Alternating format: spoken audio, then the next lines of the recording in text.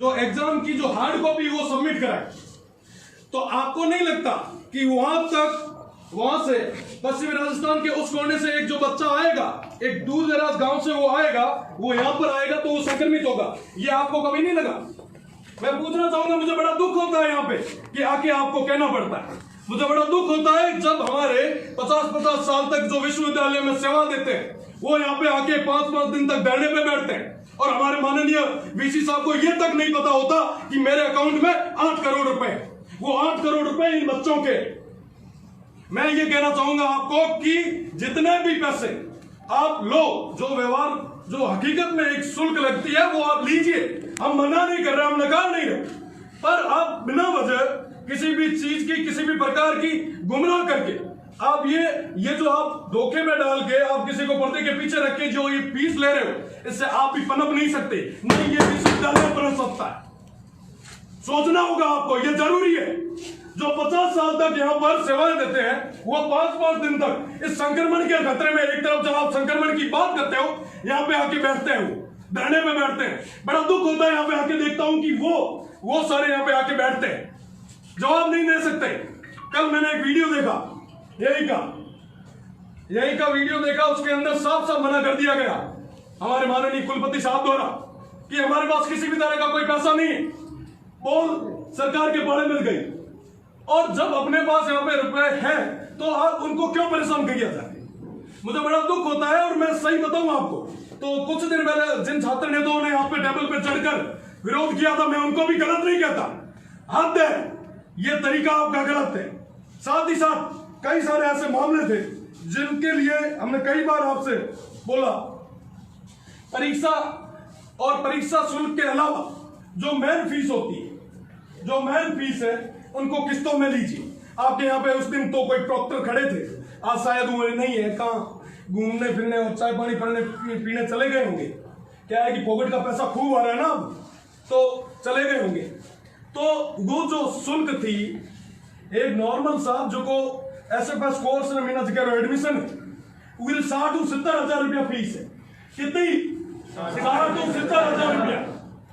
जो 3 महीना जो को बेरोजगार बैठो है, जो बेरोजगार बैठो, जो को घर में ना बैठो, जिगर कोई पार्ट टाइम जॉब को नहीं है, ओ कीकर 70,000 रुपया बारी, कीकर 70,000 रुपया ओ अपना लार दे, आपना तो ही मैं कह रहा तो ना कि आप मैंने किस्ता भी करो, आप सोच सको, आप ये परिवार का मुखिया हो, आपका दायित्व है, आपने चीज करनी है। आप इतना दिन तक कह रहे गड़े माथे छुरी लाके ना पैसा बोल नहीं सको।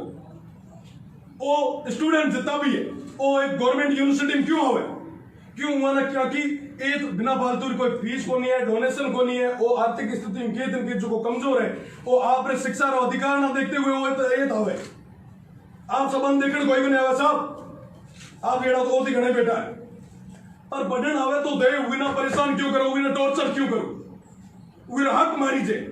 आप कहो कि हार्ड कॉपी जमा कराओ तो आवे एग्जाम नहीं, जो परीक्षा सोल्व करी, और इतनी तक अगर कोई एक भी बच्चों संक्रमित हो तो उनकी जिम्मेदारी लो, नहीं लेते आप तो सिर्फ हवाई बातें कर सकते हो और कुछ नहीं कर सकते आप। मैं नहीं कहता कि पेंशन वालों को पेंशन मत दो, आप पेंशन दीजिए क्योंकि उनका अधिकार है, पर छात्रों का हक मारकर आप कोई भी चीज मत कीजिए। ये हमारा पैसा है, हमारा सबका, उसके लिए मैं आवाज उठा सकता हूं और मेरा अधिकार है।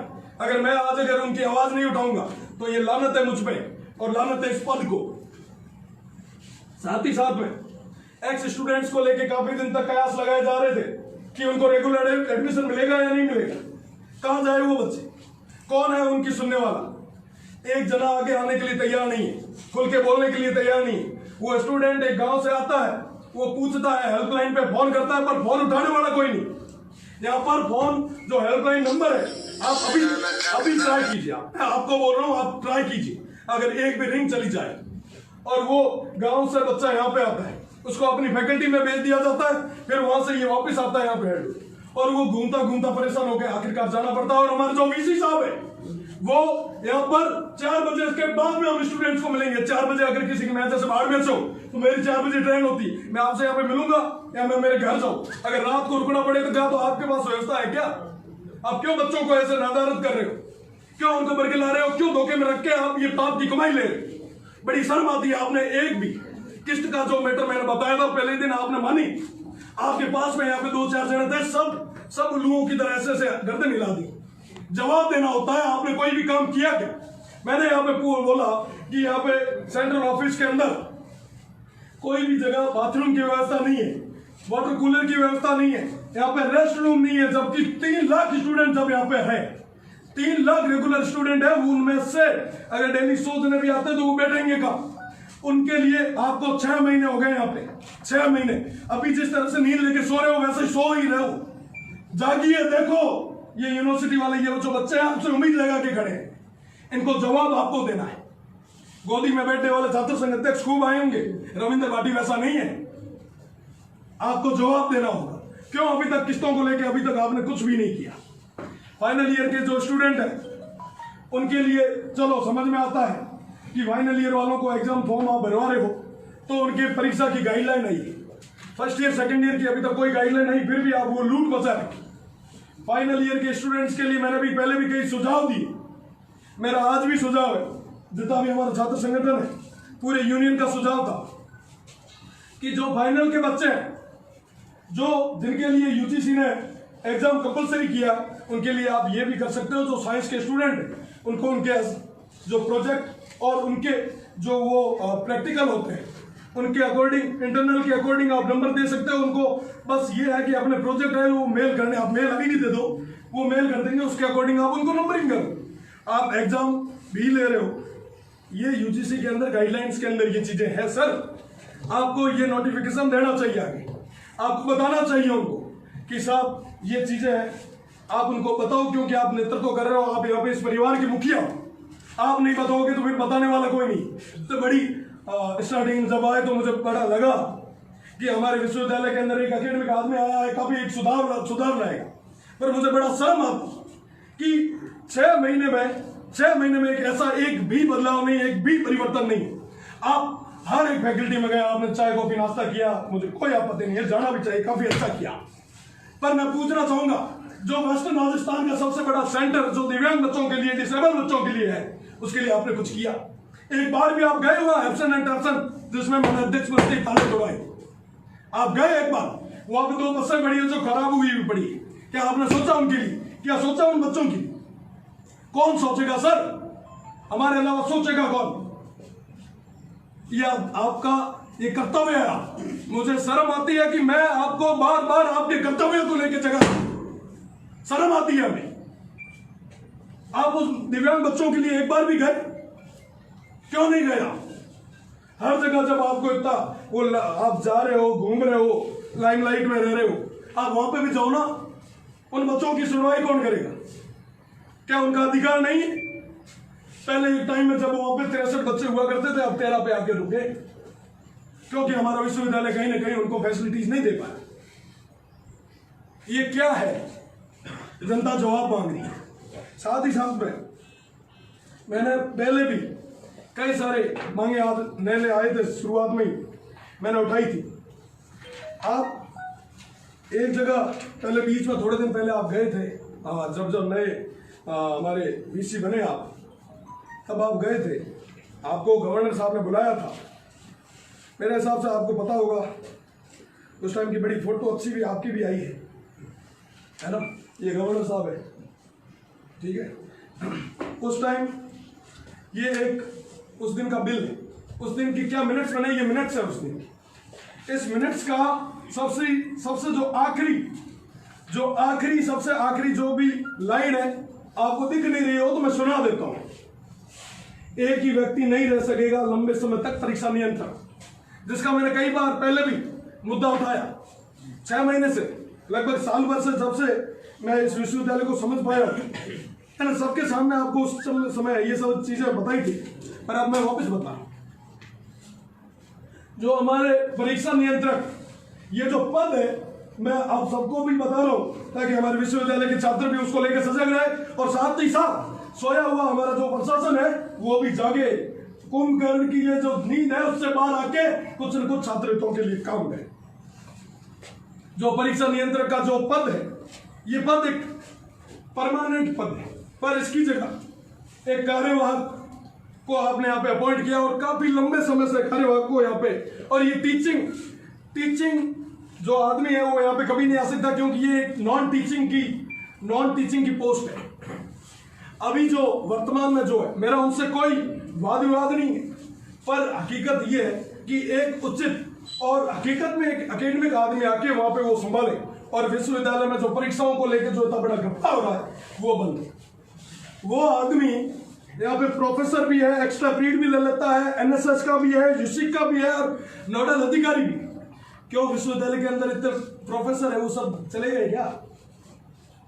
उनके पास उतनी योग्यता नहीं है कि एक जने को ही आपने इतने सारे पद दिए, दो मानदेय उठाते हैं, कितना दो तनख्वाह, ठीक है साहब। ये न करेडो तो इनको बोला था कि आप एग्जाम और रिजल्ट को देखोगे, पर मैं बताऊं आपको विश्वविद्यालय की जो गहरी नींद है उसका एक उदाहरण दूं आपको कि मार्कशीट पे सिग्नेचर भी वही करने लगे।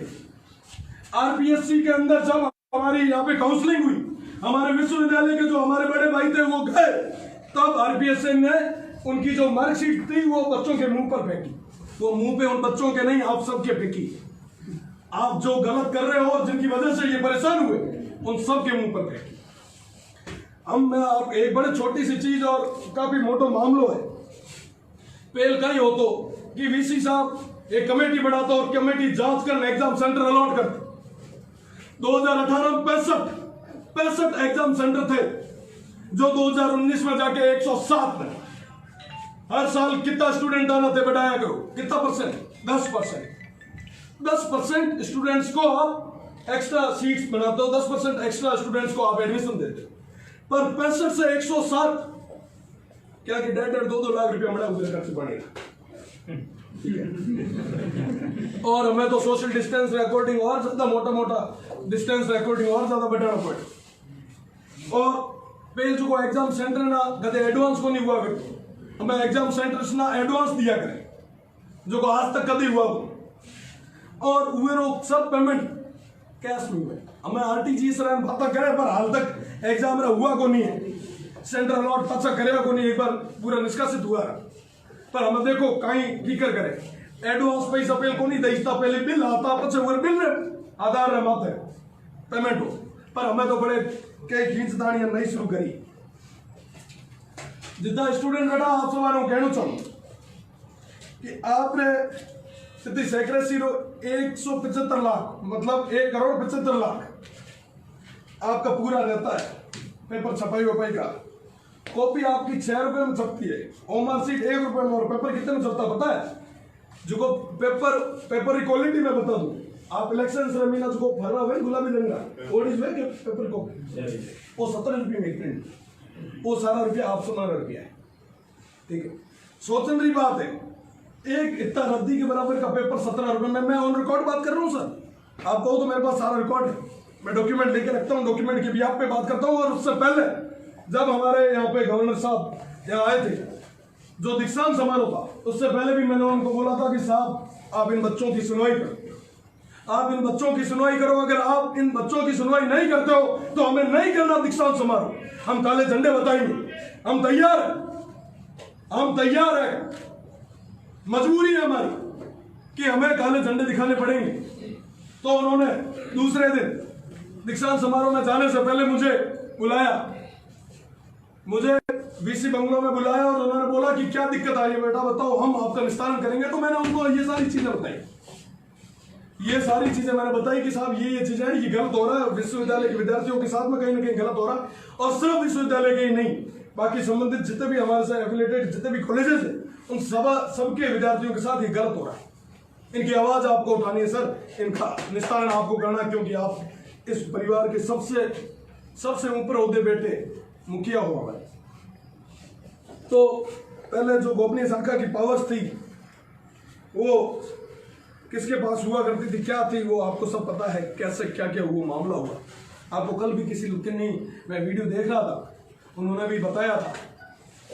उसके बाद में आज तक जो मैंने जो लास्ट में डिग्रियां ली, जो मार्कशीट्स ली, उन पे भी एग्जाम कंट्रोलर के सिग्नेचर क्यों? रजिस्ट्रार सही नहीं यार, या उनकी पावर में नहीं है, या उनकी हिम्मत नहीं है, या आप जो फर्जी जो मार्कशीटा दे रहे हो वो फर्जी है, क्या दिक्कत है? और साथ ही साथ में हमारे जो एग्जाम कंट्रोलर थे उनके जो वैसे कहना नहीं चाहिए, अच्छा भी नहीं लगता, पर ये खरी चीज़ है तो मुझे कहना कहीं बुरा भी नहीं लगता। क्योंकि जब उन्होंने एडमिशन लिया था उनके डॉक्टर ने एमएससी केमिस्ट्री के अंदर, तभी एक अखबार ने छापा था कि इनको गोल्ड मेडल मिलेगा। मुझे नहीं पता कि वो भोपे भी आजकल लगते हैं क्या अखबार वाले पर उनको पता था। कैसे पता चला उनको, कैसे उन्होंने बताया? क्योंकि उनको सब पता है कि यहाँ पे क्या मिली भगत चलती है। और बकायदा अभी जो एक हमारे यहाँ पर दीक्षांत समारोह हुआ उसके अंदर उनको वो मिला, गोल्ड मेडल। अब देखो इतनी मोटी सब चीजें हैं, आप आगे है और आपको मैंने पहले भी बताया, फिर इसका निस्तारण क्यों नहीं? क्या हमारे पास इतने बच्चे नहीं है या इतने हमारे पास संसाधन नहीं है? आप एग्जाम कंट्रोलर की आपने कई बार मीटिंगें करी, कमेटियां बनाई, आपने फाइलें दबा दी, समझ में आता है। आप अभी भी, अब मैं यहां से निकलूंगा फिर बोगलाट में आपके जो आसपास जो अयोग्य आदमी है जिनको आपने योग्य की जगह लगाया है वो सब भी चल चला उठेंगे। पर उनको बता दूं, यहाँ पर जितने भी बैठे हैं और यहाँ पे जितने भी दीवार हैं उन सबके जिनके कान हैं उनको बता दूं ये रविंद्र दबड़े वाला नहीं है। मैंने तो मेरा कार्यकाल बढ़िया निकाला और आगे 1 साल और मिला, ये भी बढ़िया तरीके से निकालूंगा और इन सब भाइयों की सेवा में निकालूंगा मैं।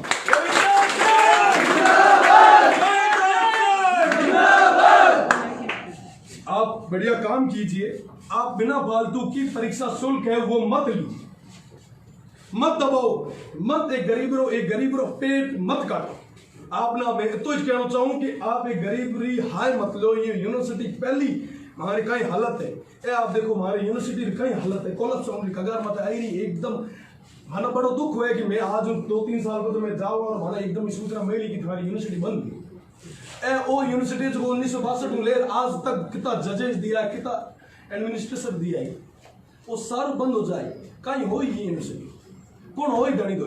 आप तो 6 महीना में कहीं कौन करें, साल भर में कहीं करो नहीं करो, हवा हो जाता रहे, अरे यूनिवर्सिटी तुम्हारी जाए। ये जिम्मेदार कौन हो? ये जिम्मेदार मैं खुद हो। अगर मैं ना लागे किए थे कि मैं मजबूती में तुम्हारी आवाज उठाई होती तो शायद हाल को नहीं होता, शायद हाल को नहीं हो। बड़ो मतलब एक देखा तो एक हास्य विषय है कि यूनिवर्सिटी अकाउंट रे मीना 8 करोड़ रुपया बढ़िया है, पर आपने 2.5 कोने के साथ पैसा किए थमाया ऊपर थोड़ी दब गया है। आप ये परिवार मुखिया हो, हमारा घर मीना अगर मारो घर है वो परिवार मुखिया हो, मैंने 2.5 साल 28 रुपया कितारा क्यों आपने 2.5 गुण 3-3 4-4 पूर्व कुलपति यहाँ पे आके जो बैठते हैं, धरने पे बैठते हैं, बड़े शर्म की बात। मेरा मुख्य निवेदन यही रहेगा आपसे कि जो परीक्षा शुल्क है उसको तुरंत प्रभाव से आप बंद कीजिए और साथ ही साथ जिनसे भी आपने ली है उनको रिफंड करो, वरना अगले सेमेस्टर के लिए उनको ऑटोमेटिकली जनरेट करो। और साथ ही साथ में जो पहले भी जो मुद्दा था, जो फीसें हैं वो किस्तों में, हमारे जो विश्वविद्यालय के कैंपस है बोर्ड माता कलर करना रुपया था पड़ा है पर सैनिटाइजिंग रुपया ही को नहीं। बड़ी मजाक की बात है। एमबीएम में भी ना 3-3 4-4 स्टूडेंट कोरोना पॉजिटिव आया, कहीं नहीं हुआ, मैं गवाह हूँ। बड़े दुख की बात है। आपने बड़े बताना चाहूँ कि माँ जो है ना एक थारा छोटो सो एक उदाहरण दीनो यूजीसी ना आप जो एक संदेश दे सको उमाना एक आप आइडिया दे सको जो भी आप जल्दी उमाना पहुंचाया और बेड़ी बाकी मारी भी जो मांगा है वो आप जल्दी निस्तारण करो। हमने आप और बेड़ी बड़ो ये जवाब दियो, स्टूडेंट काफी देर में ना बेटा वेट करेगा।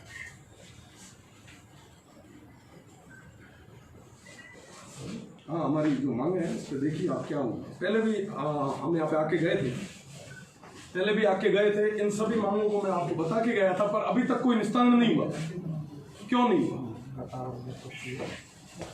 तो परीक्षा के संबंधित जो भी निर्णय हो रहे हैं वो राज्य स्तर पर हो रहे हैं, विश्वविद्यालय स्तर पर नहीं हो रहे हैं, क्योंकि इस बार विशेष स्थिति बनी थी।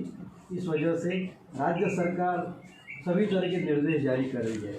आगे के लिए भी कल भी हमारे पास इंफॉर्मेशन आई कि आप वीजीसी को भेजो, ये कल ही आया है वहाँ के जो नई साल उनका लेटर। तो ये राज्य स्तर पर और राज्यपाल स्तर पर कोई भी निर्णय जो हो रहा है परीक्षा से संबंधित इस बार क्योंकि उन्होंने कहा कि हम आपको जो बताएंगे क्या करना है समय समय। इसी वजह से एक बार हमने परीक्षा का डिसाइड कर लिया था, फिर उनका आया कि रोको आप, फिर राष्ट्रीय स्तर पर हुआ कि भाई 31 जुलाई तक कोई विश्वविद्यालय और कॉलेजेस नहीं खुलेंगे, इस वजह से सब आगे बढ़ गया। फिर क्या हुआ कि अभी 3 दिन पहले मतलब यहाँ के अपने शिक्षा मंत्री ने अपने अखबार के माध्यम से, आपको पता होगा कि यूजीसी को पत्र लिख दिया था कि हमारा राज्य परीक्षा नहीं करवा पाए। इसके बाद यूजीसी की तरफ से गाइडलाइन आई कि फाइनल ईयर के एग्ज़ाम आपको कराने पड़ेंगे। ये सब अभी भी कुछ केसेस सुप्रीम कोर्ट में भी गए हुए हैं, इसलिए इसके बारे में कोई निर्णय ही अभी राज्य सरकार ने नहीं लिया कि एग्ज़ाम कराएंगे या नहीं कराएंगे। लेकिन कल एक पत्र हमारे पास परसों आया था, जिसमें उन्होंने कहा कि आप किस तरह से प्रमोट करोगे, इसका एक प्रारूप तैयार करो। तो मैंने कल सभी हेड्स की और डीन्स की मीटिंग बुलाई थी, उन्होंने प्रारूप कल बनाया है और आज अभी फाइनल करके हम राज्य सरकार को भेजेंगे कि प्रमोशन का, क्योंकि उसमें कई सारे प्रॉब्लम है। किसी का बैक पेपर रह गया है, किसी का ड्रॉप आउट है, इंजीनियरिंग में अलग तरह की स्थिति है, फाइनल ईयर का स्टूडेंट है लेकिन फर्स्ट सेमेस्टर का पेपर रह गया, कई सारी जो है। तो क्योंकि हमने इंजीनियरिंग के भी और सभी डीन्स और सबकी मीटिंग खड़ा करके उन्होंने पूरा बनाया है।